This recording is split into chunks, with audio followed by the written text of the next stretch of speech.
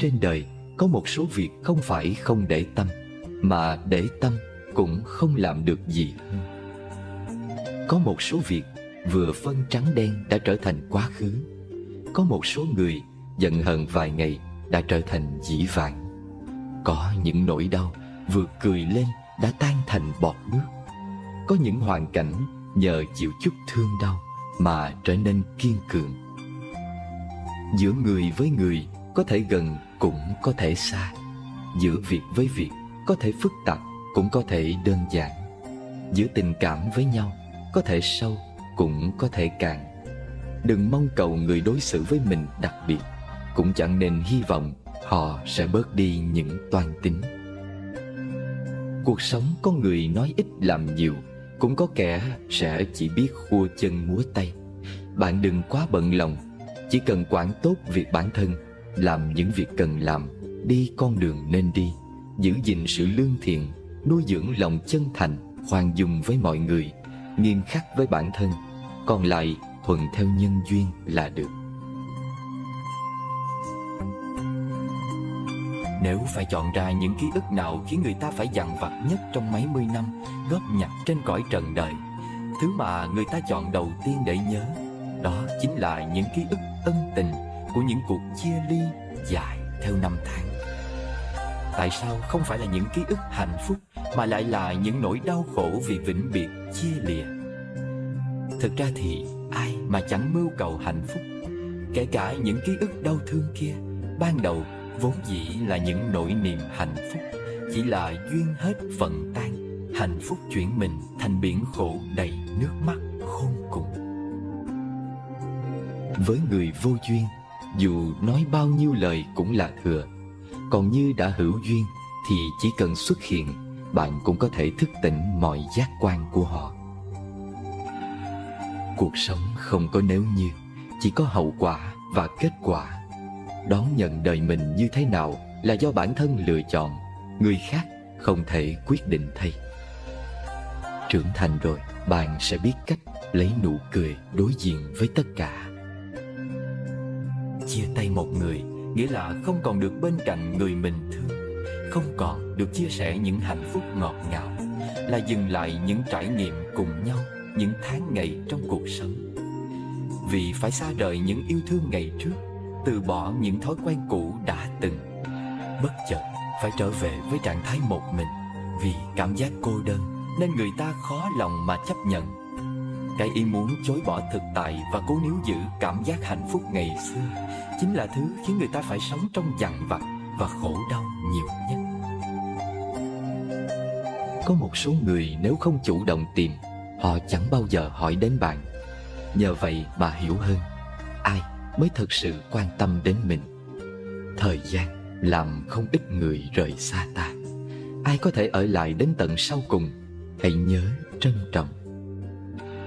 Ngày trước cứ ngỡ tính kiên trì sẽ khiến mình mạnh mẽ, lớn lên rồi mới hiểu, buông xuống được càng giúp ta thêm vững vàng. Muốn khóc cứ khóc, cười được cứ cười. Đừng để sự hư ảo cuộc đời biến mình thành giả tạo. Cứ sống theo ánh nhìn kẻ khác chỉ khiến bạn lạc lối trên con đường của chính mình mà thôi. Nếu lỡ gặp phiền muộn, hãy nhớ lấy 3 câu thần chú này. Đừng bận tâm, không sao đâu, rồi sẽ qua. Đôi khi hôm nay là việc lớn, ngày mai nhìn lại chẳng có gì đáng kể. Năm nay quan trọng, sang năm sẽ thành thứ yếu. Chuyện vĩ đại đời này, đời sau người ta xem là truyền thuyết. Mỗi chúng ta nhiều nhất cũng chỉ là câu chuyện của một người. Vì thế trong cuộc sống hay công việc, nếu gặp chuyện không vừa ý, hãy nói với bản thân: hôm nay sẽ qua đi, ngày mai rồi cũng đến. Hãy buông bỏ tất cả để bắt đầu ngày mới. Đến đi tan hợp vô thường, ai biết được hạn định lâu mau. Ngồi bên nhau uống một chung trà trong tĩnh lặng, chỉ cần nhìn rõ nhau thôi, có mặt cho nhau, biết đủ tức là đủ. Tình thương bây giờ là hiện hữu, trong cái sinh diệt hữu hạn vô thường. Bất chợt một ngày tôi nhận ra, quá quan tâm đến một người sẽ tổn thương chính mình. Bất chợt một ngày tôi nhận ra tình cảm là thứ chỉ có thể gặp mà không thể tìm. Bất chợt một ngày tôi nhận ra có nhiều thứ chỉ có thể nắm lấy một lần, một khi buông tay là mất đi mãi mãi. Một sự việc nếu kỳ vọng quá nhiều sẽ dễ dàng thất vọng. Một tình cảm nếu trao đi quá nhiều sẽ khiến mình mỏi mệt. Một con người nếu chờ đợi quá lâu sẽ cảm thấy đớn đau. Thật ra trong cuộc sống không có khó khăn nào là không thể vượt qua. Trong cuộc đời không có con người nào là không thể rời bỏ. Nếu không được trân trọng, không còn ý nghĩa nữa thì phải biết dứt khoát quay lưng. Bạn có thể rơi lệ, có thể đau lòng, nhưng tuyệt đối đừng tuyệt vọng. Bởi giọt nước mắt hôm nay sẽ là sự trưởng thành ngày mai. Mỗi vết sẹo sẽ trở thành sức mạnh để bạn kiên trì hơn trên con đường phía trước. Nếu đã từng sai lầm, chỉ quan tâm đến người mình yêu thích, thì từ đây hãy trân trọng người lo lắng cho mình. Hãy nghĩ đến một ngày bạn mất đi tất cả, trở thành kẻ trắng tay, thì ai có thể ở lại và nói không sao, vẫn còn tôi ở đây. Ai đó là gia đình, bạn bè hay đơn giản chỉ là một người qua đường bất chợt. Đôi khi xem người khác quá quan trọng, kết quả trong mắt họ mình lại chẳng là gì. Ai trong lòng cũng từng gánh chịu ít nhiều nỗi đau khác nhau. Không phải vì đã qua nên không còn cảm giác, mà bởi họ biết có nói ra cũng không giải quyết được gì, chỉ làm bản thân yếu đuối hơn mà thôi. Có những vết thương không phải không quan tâm, mà ta hiểu chỉ có thể lặng im đối diện, tự nó sẽ bình phục. Nếu thật sự có duyên thì thời gian hay khoảng cách đều không phải vấn đề. Còn đã vô duyên thì dù có gặp rồi cũng mỗi người một hướng. Có lẽ một người cần đi qua rất nhiều đoạn đường, trải nghiệm nhiều vinh hoa và bao nỗi vất vả mới có thể trưởng thành. Khi nhìn rõ một người mà không nói ra, bạn sẽ hiểu được ý nghĩa của sự tha thứ. Thấu hiểu giống như cây cầu, ở hai đầu cầu chính là con đường. Nếu không có cầu thì không thể đi từ đường bên này sang đường bên kia được. Cảm thông giống như cây dù, người đứng bên dưới luôn có cảm giác được che chở. Nếu vắng đi những điều đó, thế giới này sẽ trở nên vô cùng lạnh lẽo. Thấu hiểu giúp ta bước khỏi vùng u tối, đến với một quang cảnh mới, giống như đi qua cây cầu sẽ đến với con đường lớn. Những phiền não u ám cũng tự hóa thành bướm bay đi. Tục ngữ nói, lùi một bước thì trời cao biển rộng. Khoan dung người khác cũng là cách đối xử tốt với bản thân. Vì tha thứ cho người thì nụ cười sẽ ở lại với mình. Con người dù tốt đẹp thế nào cũng không thể thập toàn thập mỹ. Tình cảm dù toàn vẹn đến đâu cũng không thể không có tì vết. Nếu mở lòng bao dung đón nhận, sẽ cảm thấy thế giới này thật ra không đến nỗi tệ như bạn nghĩ. Trong hành trình kỳ diệu của cuộc sống, có thể gặp nhau đã là một nhân duyên. Chúng ta nên trân trọng, đừng để sự giận dữ cuốn trôi bao ân tình tốt đẹp, để lại những hối tiếc muộn màng.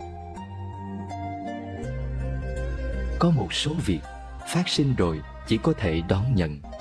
Có một số người mất đi rồi chỉ có thể buông tay. Một số đoạn đường lựa chọn rồi chỉ còn cách bước tới. Rất nhiều thứ tốt đẹp đều đến từ sự chờ đợi, không phải do giành giật. Nên có lòng nhẫn nại nếu không muốn lỗi hèn với hạnh phúc. Hãy tận hưởng mọi việc lớn nhỏ phát sinh trong cuộc sống, vì ngày mai khi nghĩ lại, bạn sẽ nhận ra kỳ thực chúng đều rất quan trọng. Rất nhiều việc phải đợi đến khi trở thành hồi ức, mình mới ý thức được giá trị mà chúng mang theo. Không thích ai đó mà không trở mặt, bạn sẽ cảm nhận được đỉnh cao của sự tôn trọng. Một người trưởng thành không phải vì sống lâu, đi khắp nơi và kinh qua nhiều chuyện, mà bởi họ biết lúc nào cần buông xuống hoặc khoan dung để hạn chế sự đấu tranh giành giật. Bởi vì chúng ta đều có những muộn phiền, bất bình và nhiều việc không được như ý, nên đôi khi cảm thấy cả đất trời tăm tối, bất giác cảm khái, nhân tình sao mỏng manh như giấy lụa.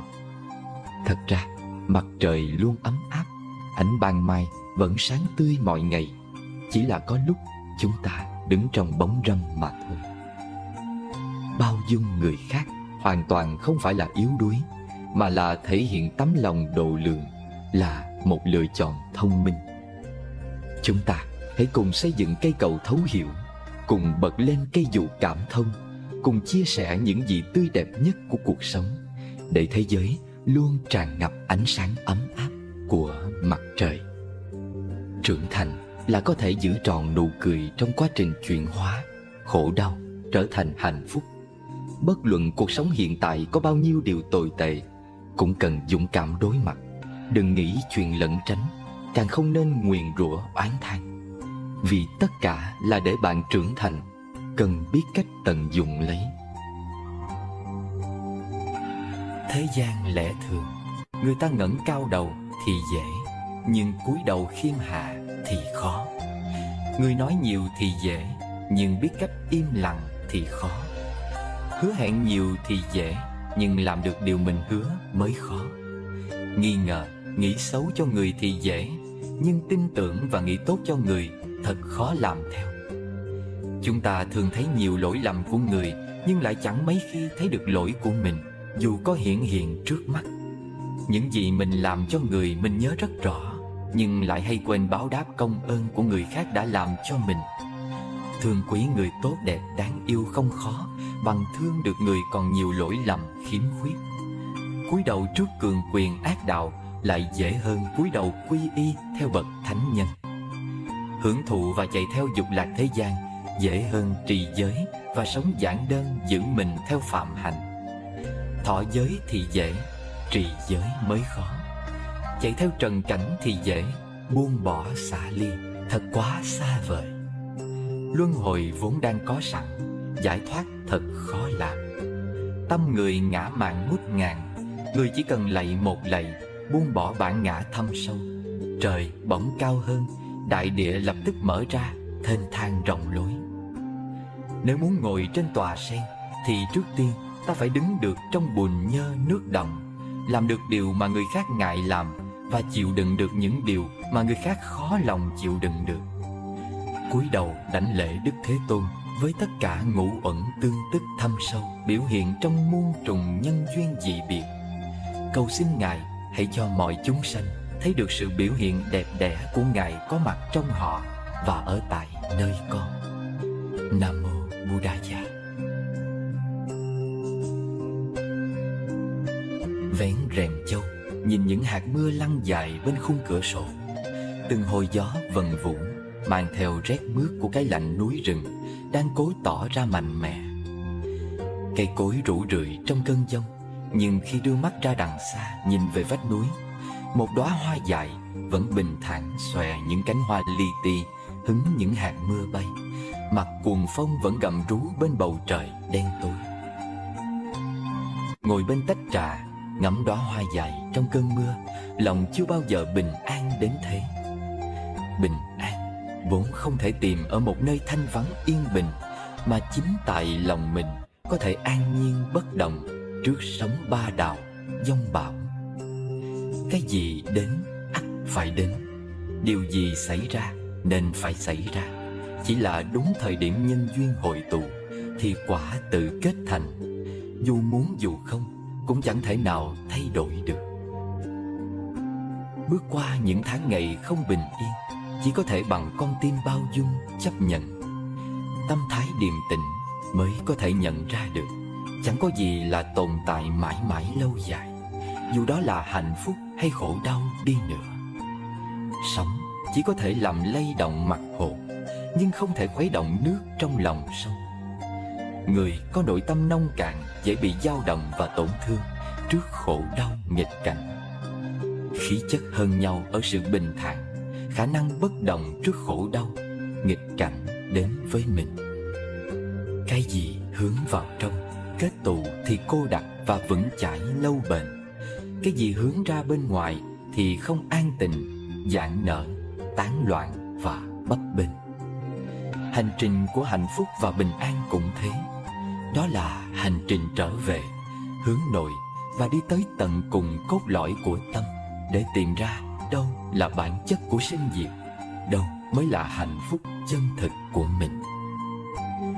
Đâu đó trên cõi đời này có những chốn về không suy tư, đã bị cỏ hoa che khuất lối, vén rèm châu, hứng hạt mưa rơi, nhấp ngụm trà, thở vào lại thở ra. Này người thương, hạnh phúc và bình an có chạm tới được chăng? Hãy kể tôi nghe với. Sáng nay bầu trời se lạnh vì mưa đã mấy ngày rồi. Tôi nướng mấy lát bánh mì ăn với mứt hoa bột giấm đỏ tự tay làm mấy ngày hôm trước. Lát bánh mì giòn rùm, cố cắn thật nhẹ, nhưng không thể không rơi ra vài mẩu vụn trên sàn nhà. Ở bên góc cửa sổ, tôi thấy có hai bé kiến màu nâu nhỏ. Chúng vẫn đứng đó rất lâu, chăm chú nhìn tôi ăn từ bao giờ. Thường tôi sẽ nhặt nhạnh hoặc dùng chổi mà quét những mẩu vụn bánh bỏ đi. Nhưng hôm nay, khi thấy hai bé kiến, tôi bỗng nảy ra một ý tưởng. Thế là tôi nhẹ nhàng nhặt mấy mẩu vụn bánh, đặt gần chỗ hai bé kiến nhỏ. Lúc đầu, hai bé có lẽ sợ tôi nên bỏ chạy đi ra chỗ khác.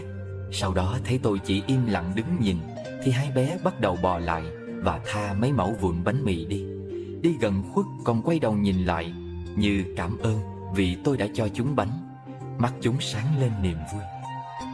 Với chúng ta, bánh mì nguyên ổ là bữa ăn, nhưng khi rơi xuống thì mẩu bánh mì trở thành rác, bụi phải dọn dẹp.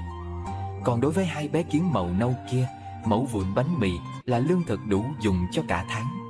Đặt đúng chỗ, đúng đối tượng, vật bé nhỏ cũng có thể mang lại lợi ích lớn lao. Một Phật tử gọi chia sẻ với tôi, cậu ấy có nội kết rất lớn với chính mẹ ruột của mình.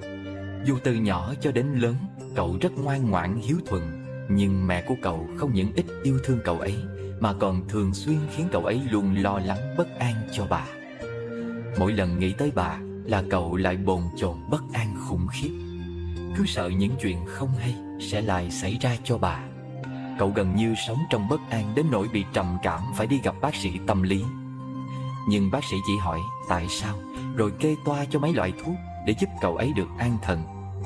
Tuy nhiên, những toa thuốc không hiệu quả trong việc giúp cậu ấy thay đổi vấn đề và giúp cậu ấy thoát ra khỏi trạng thái lo lắng bất an cho mẹ. Cậu ấy nói nhiều lần muốn lên Ủy ban Nhân dân xã phường để làm đơn kết thúc mối quan hệ mẹ con. Cậu ấy không biết cách nào để có thể giúp thay đổi mẹ cậu.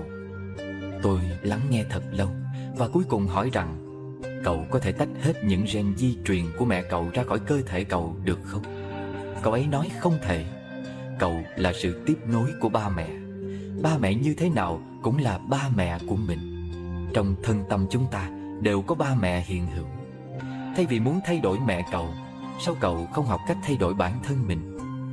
Thực ra trong chuyện này, người cần được giúp trước tiên là cậu, chứ không phải mẹ cậu. Cậu cần học cách chấp nhận mẹ, học cách thương yêu chăm sóc bản thân, rồi mới có thể yêu thương người khác.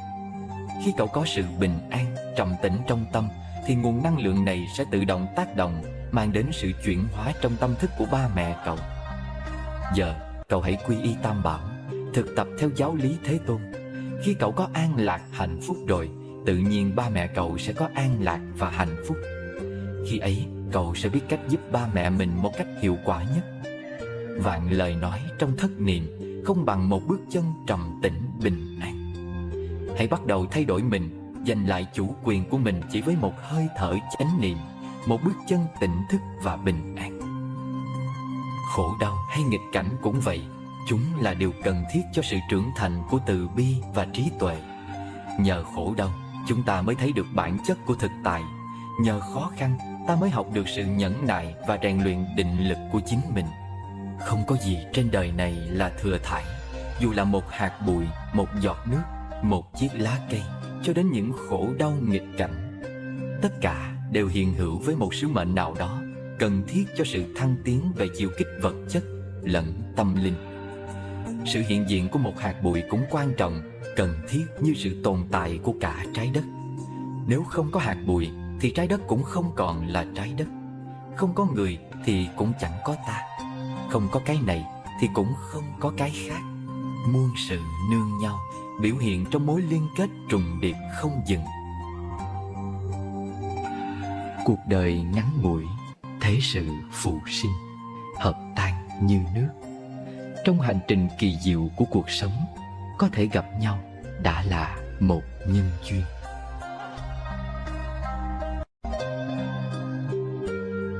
Có lẽ nếu mỗi người có thể dành riêng cho mình một khoảng lặng để nhìn lại tâm mình, thì mới hiểu thế nào là cuộc sống, mới biết điều gì cần trân quý, điều gì mới là thực tại, mới biết mình là ai và đang kiếm tìm gì trong cõi nhân sinh này. Xã hội ngày càng phát triển, nhiều người ngày càng chạy theo những giá trị vật chất để thỏa mãn những dục vọng, để rồi khó tìm được một phút giây tĩnh tại, một khoảng lặng cho bản thân. Vốn dĩ trong nội tâm mỗi người đều chứa đựng sự thiện lương thuần chính. Đó cũng là đạo lý làm người. Điều khiến ta hạnh phúc nhất là khi được nhìn thấy người khác hạnh phúc. Sự giàu sang vĩnh cửu là giàu sang ở tâm hồn. Muốn nhận thì phải biết cho đi. Khi ta thử ném viên đá xuống mặt nước sẽ bị khuấy động. Ta soi mình xuống, chỉ sẽ thấy hình ảnh ta méo mó, chẳng đẹp đẽ chút nào. Tâm người cũng như mặt nước ấy. Hãy đợi đến khi tâm dần phẳng lặng, ta sẽ thấy ta thuần khiết nhường nào. Ta sẽ nhận ra ta là ai, ta đang sống hay chỉ đang tồn tại. Thế nên điều ta cần đơn giản chỉ là một khoảng lặng của riêng mình. Điều sống thăng trầm muôn thuở, bên đời những phút lặng yên. Mắt từ hòa, tâm rộng mở, một ngày cũng đã vô biên.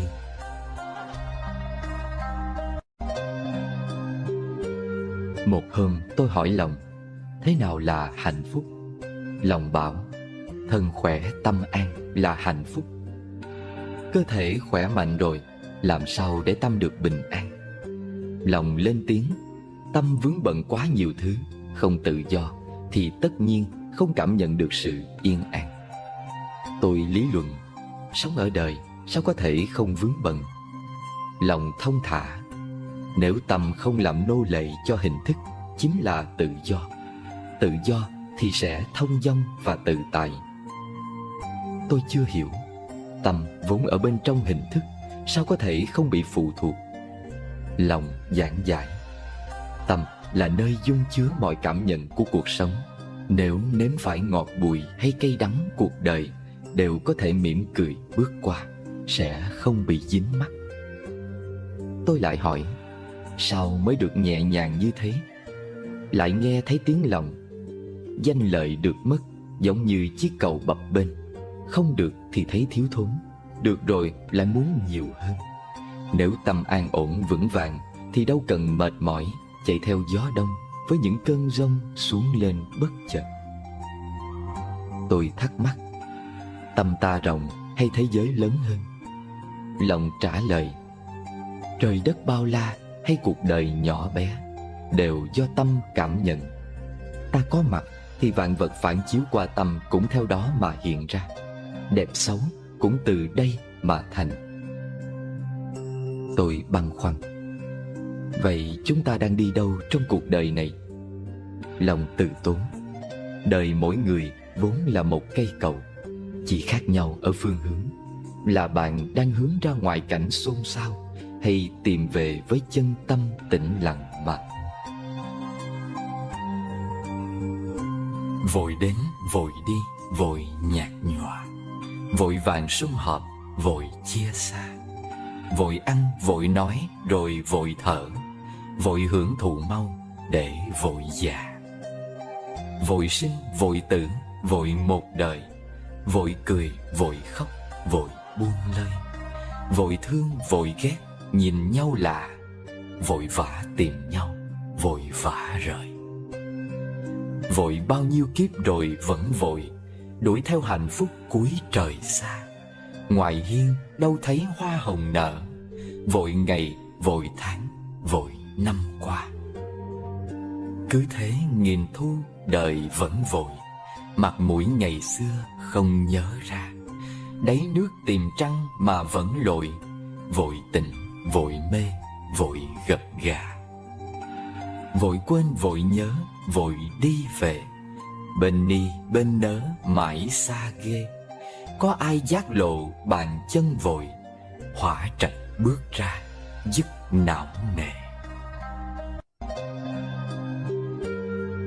Một phụ nữ bất hạnh tìm đến lão thiền sư ở nơi thâm sơn để mong được ngài chỉ dạy bí quyết sống hạnh phúc. Thiền sư hỏi: xin hỏi đạo hữu, điều đạo hữu đang xem trọng nhất trong đời là gì? Người phụ nữ chau mày suy nghĩ rồi chắp tay đáp: bạch thiền sư, con u mê không hiểu rõ câu hỏi của ngài.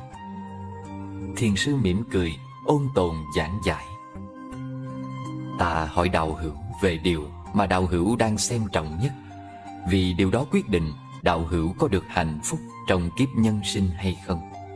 Người xem trọng danh tiếng, thể diện, sĩ diện của bản thân thì sẽ bực tức oán hận khi bị ai đó hạ nhục, coi thường. Người xem trọng gia tài, lợi lộc thì sẽ đau như cắt từng khúc ruột, tranh đấu mãi khiến thân thể hao mòn khi bị mất tiền của. Người xem trọng sắc đẹp thì ắt sinh lo buồn, ủ rũ khi nhan sắc tàn phai theo năm tháng. Người xem trọng tình cảm nam nữ thì không tránh khỏi thất tình khi bị người yêu hờ hững, phản bội. Người xem trọng và sống lụy tình cảm thân quyến thì như ngọn cỏ trước gió, không gượng dậy nổi khi người thân gặp chuyện không hay. Không biết đạo hữu xem trọng nhất điều gì trong số những điều đó? Người phụ nữ như bừng tỉnh ngộ, cô nhận ra mình đang xem trọng và ôm giữ tất cả những điều thiền sư vừa nói. Thì ra những cái ấy chính là nguyên nhân của nỗi bất an đeo đẳng suốt cuộc đời cô. Cô nói: bạch thiền sư, cảm tạ ngài khai thị. Vậy con phải xem trọng nhất điều gì thì mới có hạnh phúc của nhân sinh đây? Thiền sư mỉm cười, nhẹ nhàng đáp: thứ duy nhất đạo hữu nên bảo vệ trên đời này chính là đời sống tâm linh và đạo đức của mình.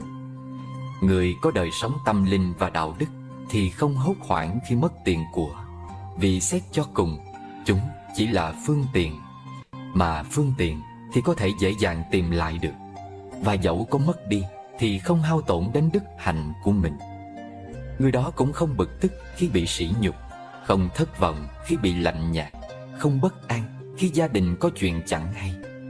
Người đó không lo buồn theo năm tháng, vì hiểu rõ rằng sỉ nhục, lạnh nhạt, hoạn nạn và tuổi già là những thứ nằm ngoài sự kiểm soát của mình, không thể tác động đến đời sống tâm linh và đạo đức của mình. Người đó sẽ chấp nhận tất cả những thăng trầm, thịnh suy của đời sống, vì cuộc đời xưa nay vốn thế.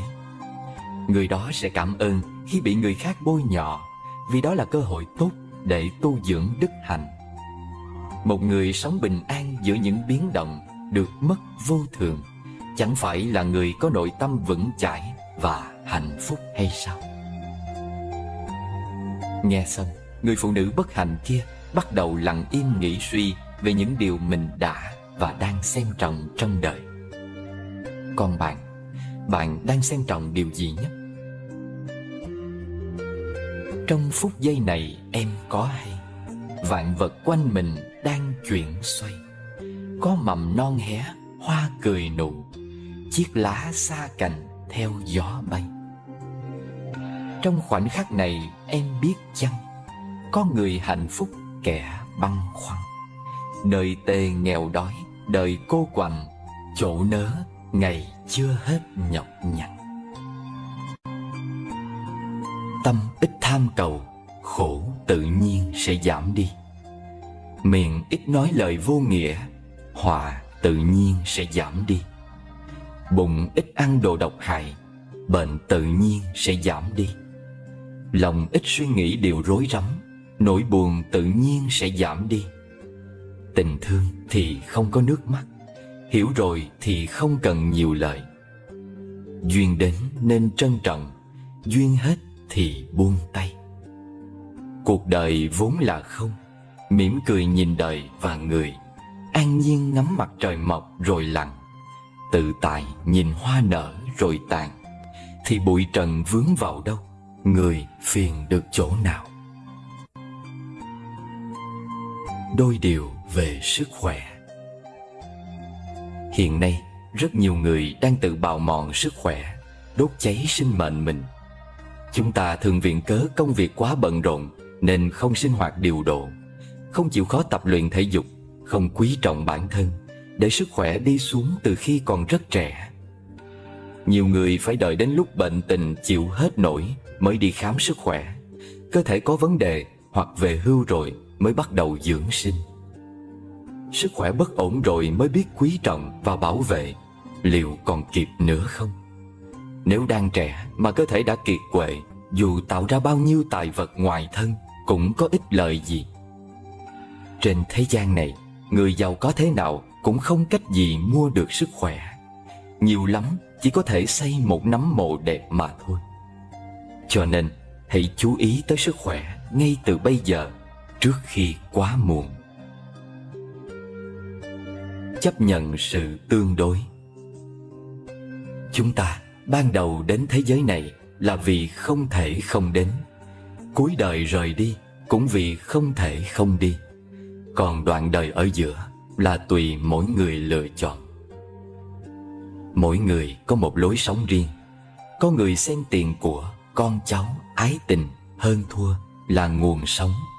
Có kẻ lấy cảm ơn, vui vẻ, khoan dung, biết đủ làm kim chỉ nam. Do sự lựa chọn khác nhau mà kết quả cuộc đời cũng không ai giống ai. Lúc trẻ có thể muốn rất nhiều thứ, khi nằm trên giường bệnh muốn lo cũng không được, sự lo lắng sẽ chuyển sang bên cạnh. Bạn bè thân thích sợ bị mượn tiền, cha mẹ lo con không qua khỏi, bạn đời sợ phải liên lụy ốm đau, lãnh đạo lo không ai làm việc, liền gấp rút tìm người thay thế. Bác sĩ sợ bạn không đủ tiền, vừa kê toa thuốc vừa nhắc nhở viện phí. Lúc này có khó chịu hay kiêu kỳ cũng không làm gì được. Cho nên khi còn khỏe mạnh, nhất định phải biết chăm sóc bản thân, tranh thủ sống cuộc đời mình mong muốn. Ai ở đời cũng không dễ dàng gì. Ngọt bùi cay đắng, buồn vui có đủ. Có thể biến cuộc đời đau khổ thành lãng mạn, chuyện thế gian bạc bẽo thành những mối thâm tình thì mới gọi là bản lĩnh. Vì thế gian này đâu có gì là hoàn mỹ. Mặt trời đứng bóng liền ngã về phía tây, mặt trăng vừa tròn là chuyển khuyết. Cho nên cảnh tươi đẹp nhất vẫn là khi hoa chưa nở trọn, trăng chưa tròn vành. Cảm giác thiếu một chút mới trở thành vĩnh hằng, không hoàn mỹ mới gọi là nhân thế. Biết chấp nhận thì không gì trở thành vấn đề. Như người biết cúi đầu thì không va vào khung cửa, chịu nhường đường mới khỏi phải bon chen. Lòng cầu thị thì sẽ nhanh tiến bộ, tâm biết đủ luôn hạnh phúc tròn đầy.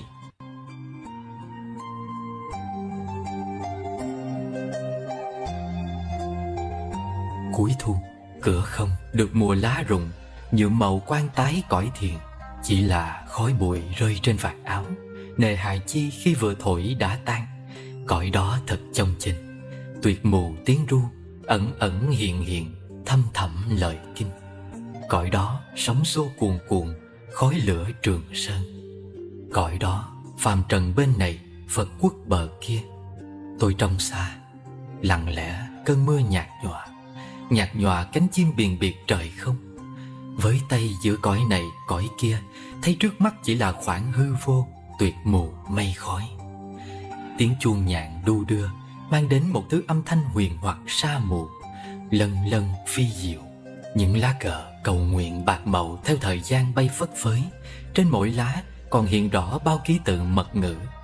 Om Mani Padme Hum.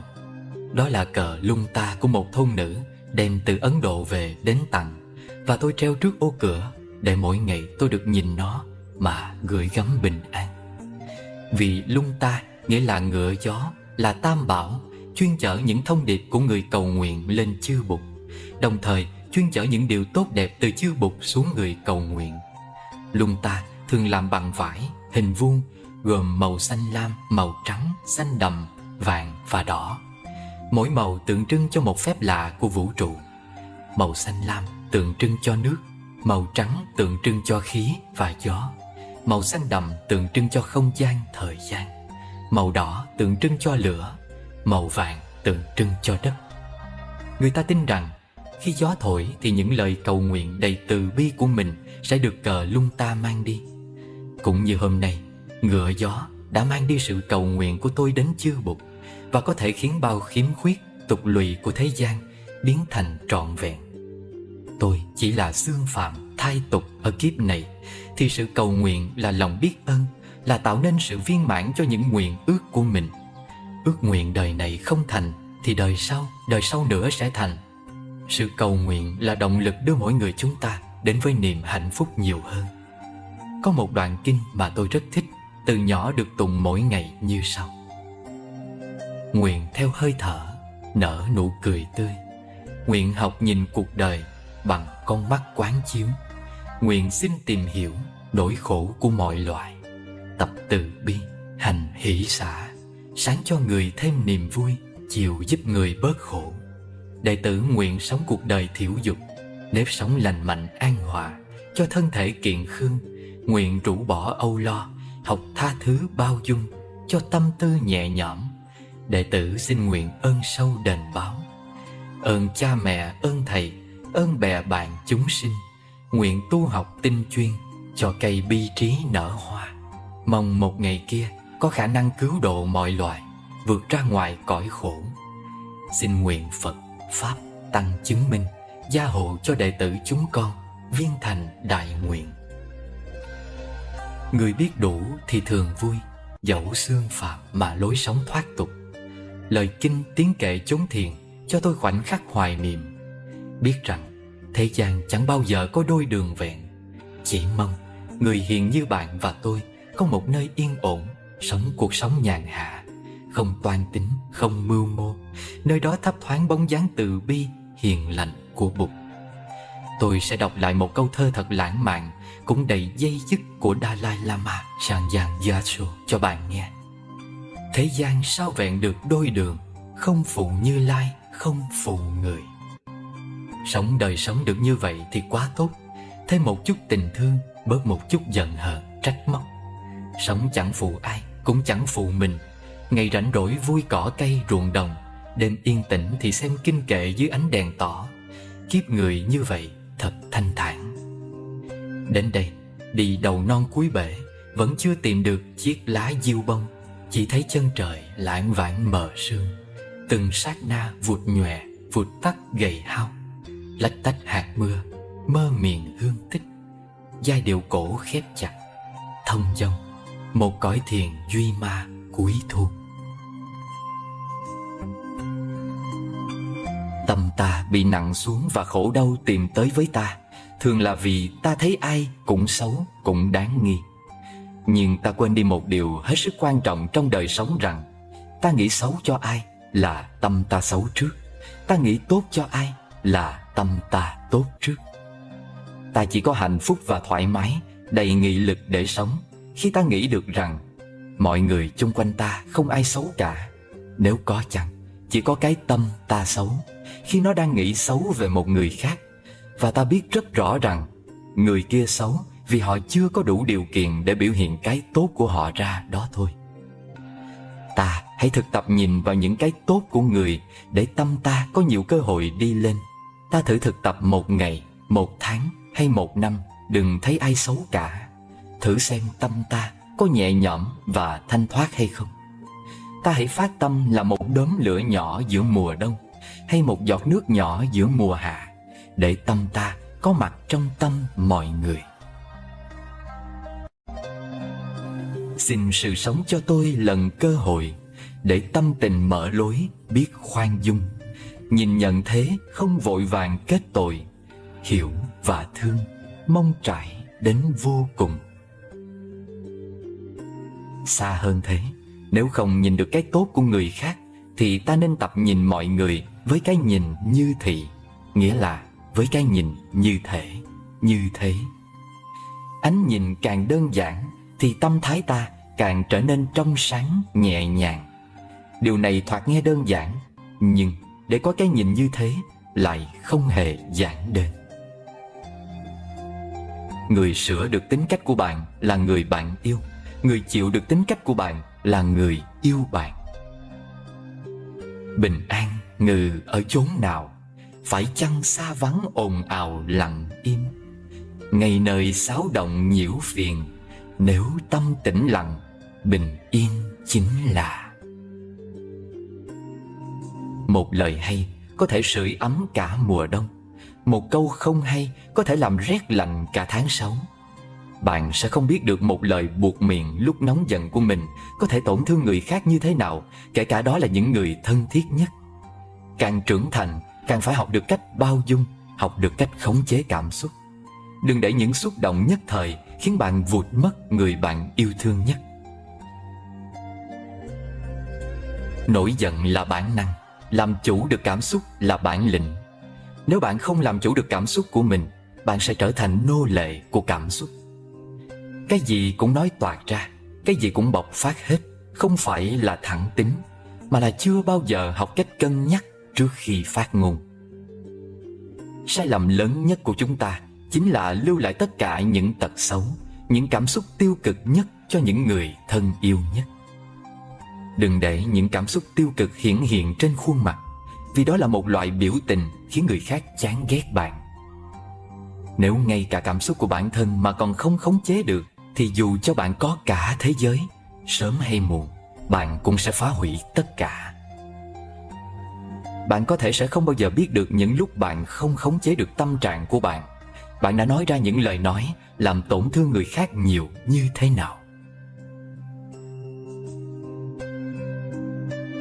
Trước khi định nói điều gì, ta nên học hành nhu mì lắng nghe. Trước khi chỉ trích cười chê, ta nên nhìn lại tự phê phán mình. Trước khi nổi giận bất bình, ngồi nghe hơi thở, lặng nhìn tự tâm.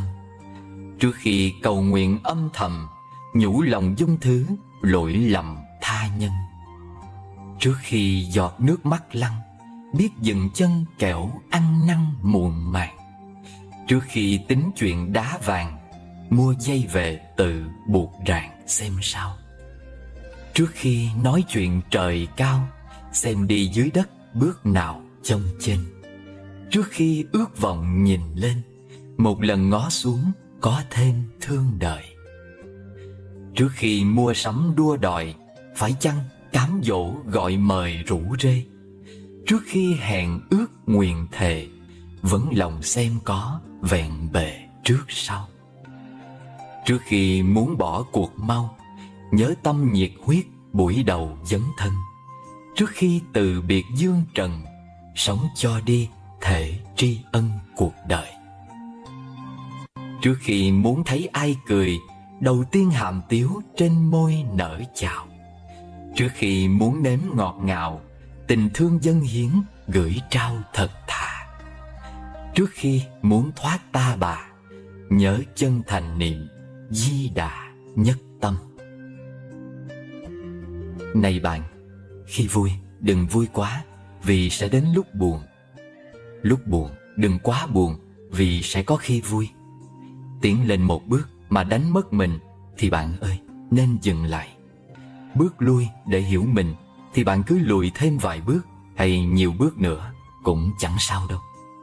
Những giá trị mà cuộc đời đặt ra để cho bạn vươn tới cũng chỉ là tương đối. Hai chữ thành công trong tương lai mà xã hội loài người đặt định đã giam nhốt cuộc sống hiện tại của bạn vào trong ngục thất. Có nghĩa gì đâu khi ta mãi bắt bóng đuổi hình mà để cho hiện tại bị rơi khuất trong thế giới lãng quên. Một hôm hồn an tình quay trở về với thân, thở vào ra dừng lặng, nghe đời vui trong ngần. Thì ra chân hạnh phúc nằm ngay trong cõi lòng, bình yên và sâu lắng, chan hòa cùng mênh mông. Đừng quá lo lắng cho con đường mình đã chọn hay phải chọn, vì thái độ bước đi trên con đường ấy mới thật sự là quan trọng. Chọn lựa nào đúng đắn. Cuộc sống đôi khi đưa đẩy ta đến những nhân duyên bất ngờ và khiến ta phải đứng trước những chọn lựa có thể tạo ra khúc quanh mới cho cuộc đời mình. Vì không biết rõ khúc quanh ấy sẽ như thế nào, nên ta phải luôn cân nhắc kỹ càng để không quyết định lầm lẫn và đáng tiếc. Tuy nhiên, có khi đã biết rất rõ giá trị đích thực của con đường mình phải đi, nhưng ta vẫn không thể quyết định được vì ta không vượt qua nổi những hạn chế của chính mình.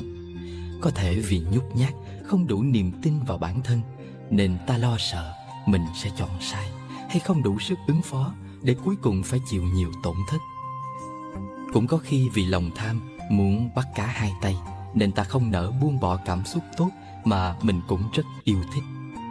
Lẽ dĩ nhiên, khi đứng trước sự lựa chọn mà cả hai đều là đối tượng ta yêu thích, thì ta phải chấp nhận có sự phân vân, giằng xé. Đó thật sự là một cuộc chiến mà ta phải dùng tới thái độ hy sinh mới giải quyết được. Nhưng nếu tình thế bắt buộc phải quyết định mà ta vẫn cứ ngập ngừng, cân phân, do dự mãi, thì năng lượng trong ta sẽ mau chóng bị tiêu hủy. Không những chẳng được gì mà ta còn bị hao tổn hay mất trắng. Một vị thiền sư nọ tình cờ thấy một con chó bị trọng thương nằm bất động bên lề đường, nên thương tình đem về chữa trị và nuôi dưỡng. Thiền sư thương yêu và dạy dỗ nó rất tận tình. Ông đặt cho nó cái tên Tu Đi, như gửi gắm ước mong nó ở lại chuyên tâm tu hành để có đời sống thanh thản. Đáp lại, nó cũng yêu mến thiền sư như cha mẹ, lúc nào cũng quấn quýt bên cạnh. Khi thiền sư xuống phố hóa độ thì nó cũng lẻo đẻo theo sau. Khi thiền sư tĩnh tọa thì nó cũng nằm liêm diêm kề cạnh. Một hôm, trong lúc thiền sư đang tĩnh tọa, con chó bỗng nghe mùi thịt xào quen thuộc từ đâu bay tới. Nó vừa định chồm dậy, nhưng lại nghĩ mình ở đây tu hành với thiền sư đã nhiều năm rồi thì không nên làm như thế. Vì vậy, nó đành nằm lại và cố gắng quên đi. Nhưng mùi thịt xào càng lúc càng tăng. Con chó cựa mình nhiều lần, và rồi nó nghĩ mình cũng nên đi xem hư thực thế nào, chứ nhất định không đụng tới. Không ngờ mùi thịt xào càng lúc càng quyến rũ. Bản năng xưa trỗi dậy khiến nó không đủ sức kiềm chế. Vì vậy, nó quyết định lội qua bên kia sông thử một lần cho biết. Thiền sư nghe tiếng con chó nhảy xuống sông. Ông đoán biết sự tình nên vội vàng chạy ra can ngăn. "Tu Đi ơi, đừng qua bên kia, nguy hiểm lắm." Nghe tiếng thầy gọi, con chó giật mình và ngoan ngoãn quay lại. Nhưng vừa lúc đó, nó cảm nhận món thịt xào đang rất gần và sự thèm thuồng cũng dâng lên cao độ. Nó đành ngoảnh mặt lầm lũi bơi tiếp. Thiền sư lại khẩn thiết gọi: "Tu Đi ơi, về lại với thầy đi con. Nơi này tuy sống thanh đạm nhưng vẫn yên ổn hơn con ơi." Bấy giờ tâm trí nó xuất hiện những hình ảnh ân tình của thiền sư dành cho nó trong suốt thời gian qua, nhưng lại bị cạnh tranh bởi hình ảnh hấp dẫn của món thịt xào mà từ bấy lâu nay nó không được thưởng thức. Vì thế, nó cứ lội qua lội lại mà không dứt khoát được. Cuối cùng, nó kiệt sức và chết chìm giữa dòng sông. Chưa chắc khi con chó lội qua bờ sông bên kia thì nó sẽ gặp nguy hiểm. Thiền sư chỉ dựa trên kiến thức phổ thông hay kinh nghiệm quá khứ của con chó đã từng bị trọng thương mà lo lắng, và cảnh báo như thế thôi. Không hẳn đó là sự thật. Cho dù đó là sự thật, nhưng với sự thông minh và bản lĩnh thì con chó vẫn có thể tự bảo vệ và còn hoán chuyển mọi tình thế một cách ngoạn mục. Cho nên, không phải lúc nào ta cũng có thể thấu hiểu hết con đường mình đã chọn ngay khi thực hiện quyết định. Chỉ cần tiên đoán chính xác hơn một nửa là may lắm rồi. Phần còn lại ta phải tiếp tục khám phá trong suốt cuộc hành trình. Trong hành trình ấy, đôi khi ta lại thấy mình không cần phải sớm về tới đích, vì bản thân con đường cũng đã mang lại rất nhiều kinh nghiệm quý giá làm hành trang để ta vươn tới mục đích khác sâu sắc hơn. Thế nên, có những trường hợp ta cũng không cần bỏ ra quá nhiều năng lượng để đắn đo, chọn lựa. Con đường nào cũng được cả, nếu ta đủ tin tưởng vào bản lĩnh có thật của mình, hoặc ta có chủ trương tích lũy kinh nghiệm và đào luyện bản thân, chứ không phải tranh đấu vì sự thành bại. Giữ được tinh thần như thế, ta sẽ không bao giờ tự biến mình trở thành tín đồ của chủ nghĩa do dự. Chọn lầm đường thì chưa chắc nguy hiểm, nhưng do dự mãi thì sẽ xói mòn hết những cơ hội cho tương lai. Những người quyết định chọn tình mà bỏ lại hiếu, hay chọn lý tưởng mà bỏ lại gia đình, thì chắc chắn tâm trạng của họ rất đau xót, luyến tiếc và có khi rất hụt hẫng. Tuy nhiên, họ không thể ngờ rằng khi họ hoàn thành tốt con đường đã chọn thì cũng có nghĩa là họ đã đồng hành với con đường bỏ lại. Nếu họ sống có hạnh phúc trong tình yêu, biết ứng dụng những kinh nghiệm quý báu mà cha mẹ đã trao truyền để gây dựng một gia đình bền vững, luôn tìm cách hàn gắn sự rạn nứt đổ vỡ với cha mẹ, hoặc hướng dẫn con cái biết tưởng nhớ đến ông bà, thì hành động đó có khi còn xứng đáng hơn là ở bên cha mẹ mà cứ ngỗ nghịch hay làm khổ cha mẹ. Ngay cả khi chấp nhận phụ tình một người để chọn người khác, thì họ vẫn có cách để bù đắp hay chia sớt nỗi đau với người bị bỏ lại, nếu họ luôn ý thức tôn thờ ân tình của người ấy ở một vị trí cao quý nào đó trong tim. Dù họ dành cả cuộc đời để phụng sự xã hội, đem tới sự an lành và hạnh phúc cho mọi người, thì trong sâu xa họ vẫn đang tích cực phụng sự cho gia đình. Vì khi lòng họ hướng về gia đình, tức là năng lượng tích tụ từ việc phụng sự ở trong họ cũng được truyền tới những người thân. Năng lượng ấy có khả năng xoa dịu và chở che những rủi ro bất trắc. Hình ảnh này được khắc họa rất đẹp trong bài thơ Tống Biệt Hành của thi sĩ Thâm Tâm. Mẹ thà coi như chiếc lá bay, chị thà coi như là hạt bụi, em thà coi như hơi rượu say. Người chiến sĩ nghĩ rằng đây có thể là lần ra đi vĩnh viễn, nên xin người thân yêu hãy xem mình không còn nữa mà đừng nhớ thương luyến tiếc.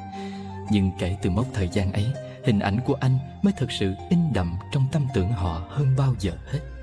Thái độ bình rình, không dứt khoát ra đi sẽ không thể tạo được thứ tình cảm thiêng liêng như thế.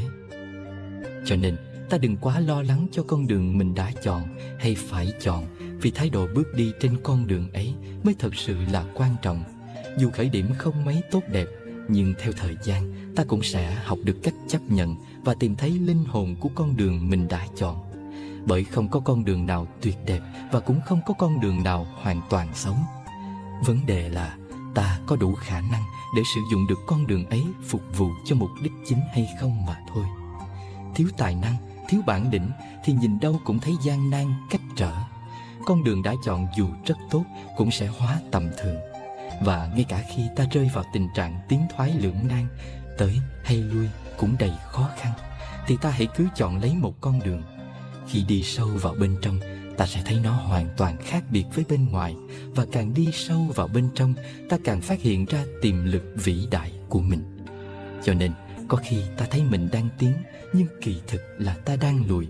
Có khi ta quyết định lùi, mà thực chất là ta bắt đầu tiến. Dù tiến dù lùi, phẩm chất tâm hồn mới là điều quan trọng.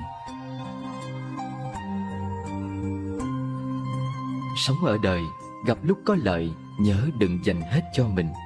Lợi lộc giành giật cả đời cũng không thể tận, biết đủ nên dừng. Dù bạn có lý, cũng đừng truy người đến cùng.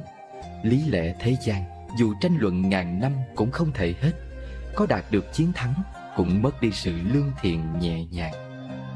Cho dù bạn có tài năng vượt trội, cũng đừng bao giờ chế nhạo kẻ khác. So sánh người với người dễ làm tổn thương nhau. So sánh vật với vật dễ dẫn đến việc phải bỏ đi một thứ nào đó. Làm người nếu tỏ ra quá khôn ngoan, xung quanh sẽ nghi ngại. Quá cầu toàn sẽ dễ gặp hiềm khích. Còn như quá kiêu ngạo sẽ bị người xa lánh. Suy nghĩ quá mức sẽ phát sanh phiền muộn. Để ý quá chi ly chỉ tự ám ảnh mình. Truy cầu quá nhiều mới khiến bản thân mỏi mệt. Chỉ khi nào trong lòng thấy hạnh phúc thì ngày tháng mới thông dong. Thân tâm tự tại mới thấy cuộc đời là đáng sống. Hãy trân trọng lấy những người bên cạnh, vì qua đời này rồi chưa chắc sẽ gặp lại. Tranh thủ tận hưởng niềm vui hiện tại, vì vừa chớp mắt có thể đã không còn. Soi mói lỗi lầm kẻ khác, chính mình đã không tốt. Trách móc sự thiếu sót của người, tự thân đã là điều không hay. Dùng tâm lượng bản thân đánh giá người khác thì không ai là hoàn thiện. Rắp tâm đẩy đối thủ vào đường cùng không thể khiến họ đi vào tuyệt lộ, mà chỉ hại mình hết đường rút lui. Chằm chằm dòm ngó chuyện tốt xấu thiên hạ không thể khiến ai mất mát điều gì, mà chỉ làm bản thân không còn thời gian ngẩng đầu nhìn trời cao đất rộng. Người quá độc đoán sẽ không có bạn bè. Lòng quá ích kỷ chỉ khiến mình mỏi mệt. Chỉ có tình thương mới tạo ra nghĩa tình, mới có thể bao dung được cả thế giới. Lúc có thời gian nên ngồi yên phản tỉnh lỗi lầm. Khi rảnh rỗi đừng bình luận chuyện tốt xấu thiên hạ. Lời nói dù không trực tiếp hại thân, nhưng rất dễ gây tổn đức. Nghiệp ác của miệng không gì lớn hơn tội vu khống. Nên thận trọng mở lời, tránh nói những chuyện không có. Dù đùa giỡn cũng nên có chừng mực. Tố cáo người cũng đừng nên nói tận, giữ lại chút khẩu đức. Trách mắng người nhớ đừng quá cay nghiệt, giữ lại chút độ lượng. Dù có lý cũng đừng truy đến đường cùng, giữ lại chút khoan dung. Xử lý việc đừng làm quá gay gắt, giữ lại một đường lui. Chấp nhận người khác là mở ra cơ hội cho mình. Cảm thông với xung quanh mới giúp bản thân trở nên rộng lượng. Một người khoan dung là bởi biết dùng trái tim thiện lành đối xử với cuộc đời. Một người có tố chất là do luôn đem lòng tôn trọng ứng đối với kẻ khác. Một người có tu dưỡng thể hiện qua thái độ ôn hòa với mọi người và việc. Biết nghĩ đến người khác mới đáng được mọi người quan tâm. Có tôn trọng đối phương thì mới được cuộc đời trân trọng. Dùng tâm thái nhẹ nhàng đối xử với tất cả thì lòng mình tự nhiên cũng trở nên thư thái. Không tranh, không giành, sẽ không lo, không sợ.